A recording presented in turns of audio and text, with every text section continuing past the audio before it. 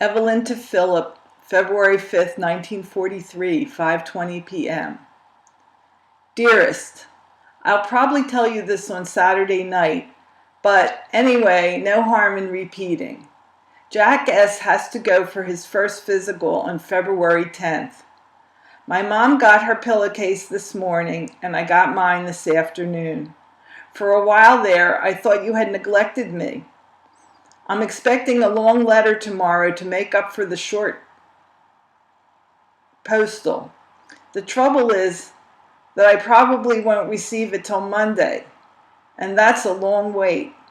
The pillowcase is very attractive. Thanks, sweet. I'm also enclosing, page 2, some of the pictures.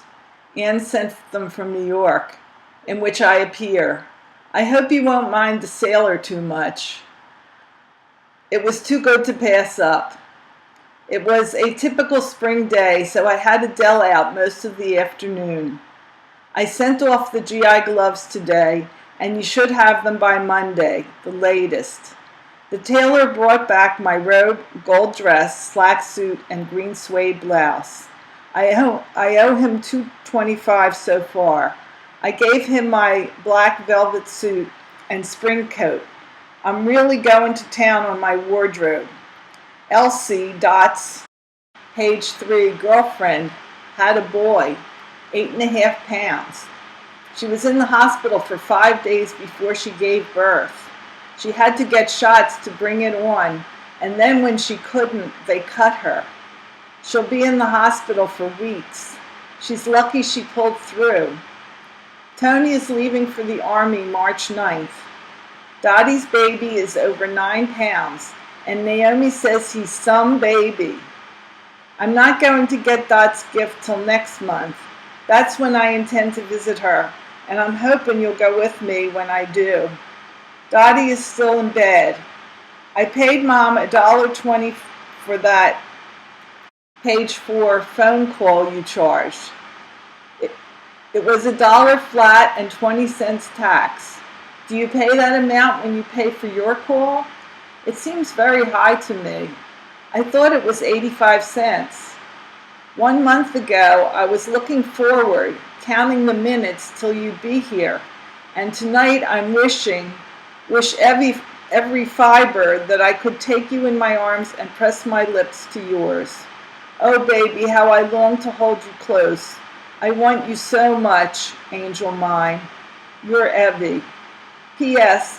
You're lucky to receive mail on Sundays. I don't receive mail Saturdays or Sundays. Philip to Evelyn, Friday, February 5th, 5:30 p.m. Carissima, springtime has come to Ohio, at least to all intents and purposes. The sun shines brightly, and the breezes are the zephyr-like passages of air that are the harbingers of that season when the earth is born anew. Very corny, but you get the idea, honey, and that's the important thing. The new job is still a good way to spend time in the Army. I don't care if it lasts for the duration. Tonight, little Davy Poole and I are going in town to hear Rachmaninoff at the Memorial Hall. I seem to be getting around quite a bit, don't I, baby? Don't for a minute think I'm being extravagant. We get 225 seats for 50 cents. Page 2. And I may never again get the opportunity to hear some of the greatest names in music. If you knew how much I enjoyed these concerts, I know you'd want me to hear them at any price. My only regret is that you are not there to share them with me.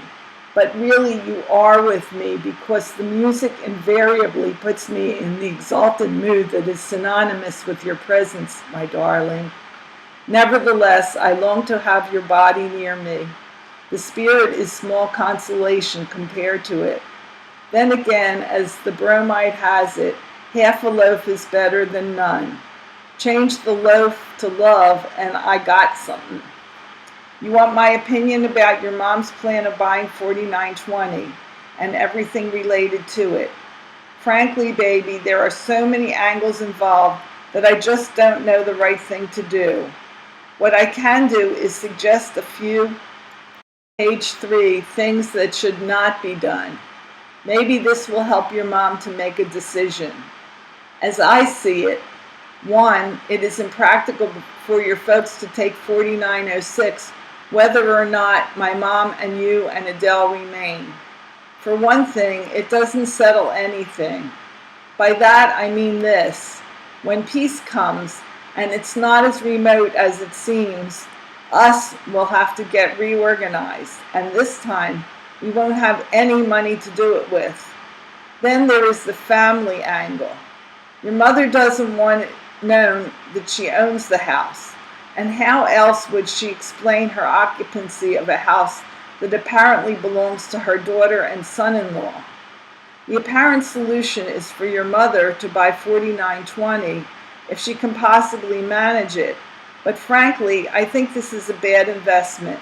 The house is badly in need of repair, and not only is it out of the question to make needed repairs now due to the shortage of labor and materials, but the cost of putting it into A1 shape when it can, page 4, be managed will be prohibitive. On the other hand, knowing your mom as I do, I know that renting a home at any time is against her principles. Mine too, if it can possibly be avoided.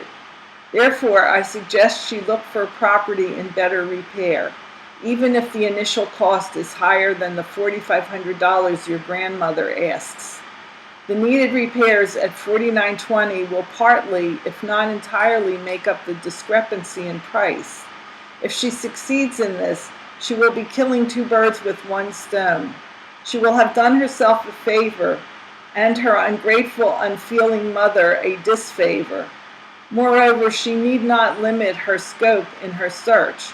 She can buy wherever she finds it, because when I get back, she can take 4906 if she chooses, while we can live and pay the expenses at the new place, wherever it is, until we can get a place of our own, at which time she can rent it. Incidentally, why the insistence on knowing if I'm content on staying at 4906 forever? As I see it, your mother has no worries on this score. If we don't live there, page 5, someone else will, who will pay a higher rental than we are paying. Another thing, if your mother finds a place where the carrying expenses would be higher than at 4906, we could move there, pay the higher rental, and she could move into 4906. This would keep her own expenses down, and Mom and the boys would get a taste of what paying a normal rental means. If they are taken into the Army, I'm sure, as you are, that Goldie and Gloria would follow them. Your mother would not lose anything in the eventuality, since she could then rent the house, and it would still pay its own expenses. Mom and you and I and our family, bless her, would then make the best arrangements possible. It is impossible to ascertain at this time what that would be, but I'm sure no one would suffer any hardship. In this case, we could tell anyone that happened to be interested that your mother, page 6, rented 4906 from us and we bought the other place. All this sounds fairly logical to me, although I have no idea what obstacles there might be for your mother in following this course. If your mother buys another property, not 4920 at this time, she will have turned what seems a bad situation to her advantage, and everyone concerned will have nothing to kick about. You may tell her from me that whatever earning power or monies I have now, or hope to have after I come home, will be at the disposal of her investments. In other words, she will not have an empty property as long as I have enough money to pay the rent, wherever said property may be. Truthfully, I cannot conceive of her losing a home for inability to pay mortgage. At worst, the home will pay its own expenses in rental. Her only problems, as I see it, is finding a likely place to buy and raising the down payment. As for her moving into 4906 with Mom, sharing your room, Ostensibly, you imply that Jack and Harry are to shift for themselves. I just can't, page 7, see it, for a number of reasons, both sentimental and economic. Ruling out the sentiment as immaterial, which it isn't, let's consider the economics. Your mother will have small expenses, true, but at the same time she will be, in reality, paying for $49.06 out of her own pocket. Wouldn't it be more to her advantage to let Harry, Jack, Gloria et al. Pay for it while she puts her earnings into another place? Of course, forgetting ourselves for an instant, she would profit most by renting $49.06 for $45 or $50, getting another place to live in and leaving the Strongans, you and I included, to make our own arrangements as best we could, but still forgetting sentiment. Such a course might be difficult to explain, and she will have defeated her own purpose in having us live there and own it, ostensibly. I have to run, page 8, along now, Chippy, so I'll close with the hope that I have helped both you and Mom make your decision. Whatever it may be, may you never regret it. More, may it be the beginning of a fuller and richer life for all of us. My love to you both and to all my dear ones, your Phil.